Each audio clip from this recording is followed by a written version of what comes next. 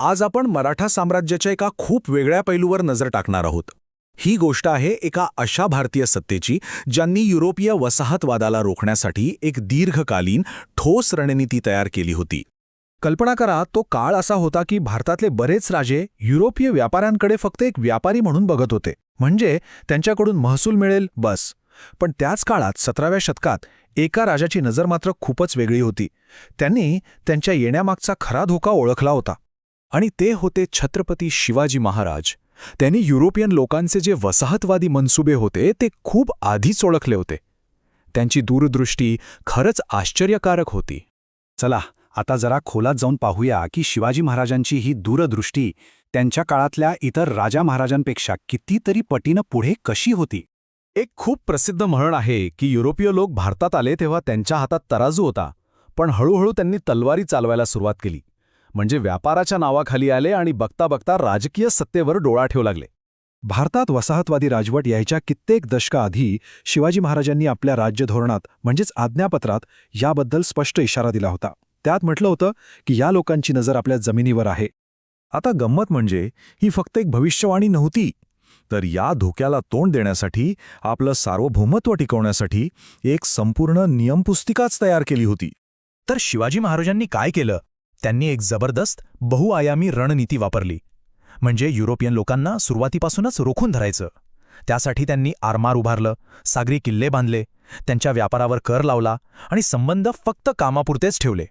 आज्ञापत्रामध्ये हे अगदी स्पष्टपणे सांगितलं होतं की या लोकांना, विशेषतः समुद्राजवळ एकदा का जागा दिली की ते ती सोडणार नाहीत. प्रसंगी जीव देतील पण जागा सोडणार नाहीत.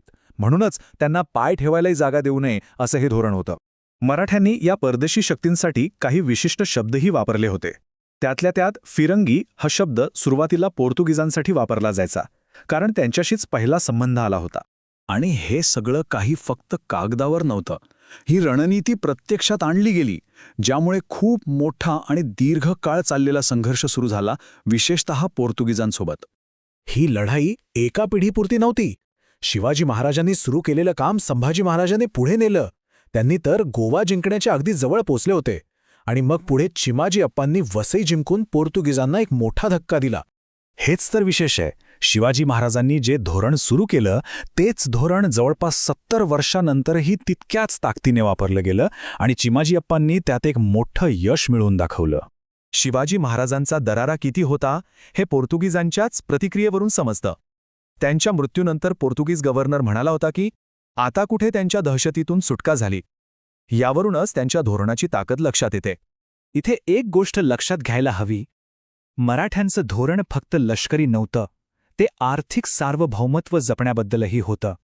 चौथाई कर याचंच एक उदाहरण आहे, जो पोर्तुगीजांसोबत नेहमीच वादाचा विषय राहिला. आतापर्यंत सगळे ठीक होतं, पण मग एका नवीन शक्तीचा उदय झाला आणि संपूर्ण परिस्थितीच बदलून गेली. ती शक्ती होती ब्रिटिश. आणि मग मराठा साम्राज्याला बाहेरच्या शत्रूपेक्षा घरातल्याच शत्रूंचा धोका जास्त जाणवू लागला. गादीसाठी वाद, आपापसातले संघर्ष, याच गोष्टींनी ती संधी निर्माण केली जी रोखण्यासाठी महाराजांनी धोरण आखलं होतं. आणि इथेच सगळं गणित बिघडलं. पेशवेपद मिळवण्यासाठी रघुनाथरावांनी थेट ब्रिटिशांची मदत मागितली. आता हे म्हणजे काय तर साम्राज्याच्या मूळ तत्वांनाच तिलांजली देण्यासारखं होतं. एक खूप मोठा आणि धोकादायक निर्णय होता, ज्यामुळे ब्रिटिशांना मराठ्यांच्या राजकारणात प्रवेश मिळाला. ब्रिटिशांनी बरोबर याच फुटीचा फायदा घेतला. गव्हर्नर वॉरन हेस्टिंग्सच्या हे लक्षात आलं होतं की भारतात टिकायचं असेल तर मराठ्यांना हरवणं गरजेचं आहे, आणि त्याला ही संधी घरातल्या भांडणांमुळेच मिळाली. पण अंतर्गत मतभेद असले तरी मराठ्यांनी हार मानली नाही. त्यांनी या उपखंडाला वाचवण्यासाठी शेवटचा आणि अत्यंत तीव्र असा लढा दिला. 18व्या शतकाचा शेवट आणि 19व्या शतकाची सुरुवात ही मोठ्या युद्धांनी गाजली.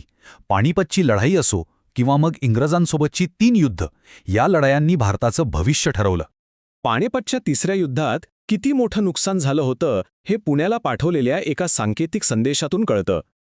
या एका वाक्यात त्या युद्धाची भीषणता दडलेली आहे. पण एक महत्त्वाची गोष्ट म्हणजे पानिपतमध्ये जरी लष्करी पराभव झाला असला तरी मराठ्यांनी इतका जोरदार प्रतिकार केला की त्यानंतर अब्दाली किंवा त्याचे वंशज पुन्हा कधीच भारताकडे फिरकले नाहीत. ही लढाई भारतीयांसाठी या विचाराचा एक मोठा पुरावा होती. आणि अखेरीस तिसऱ्या इंग्रज मराठा युद्धानंतर 1818 साली ब्रिटिशांनी मराठा साम्राज्याचा शेवट केला. त्यांना आव्हान देऊ शकणारी शेवटची मोठी भारतीय सत्ता संपली होती. मराठा साम्राज्य जरी संपलं असलं तरी त्यांची ही कथा आपल्याला खूप काही सांगून जाते.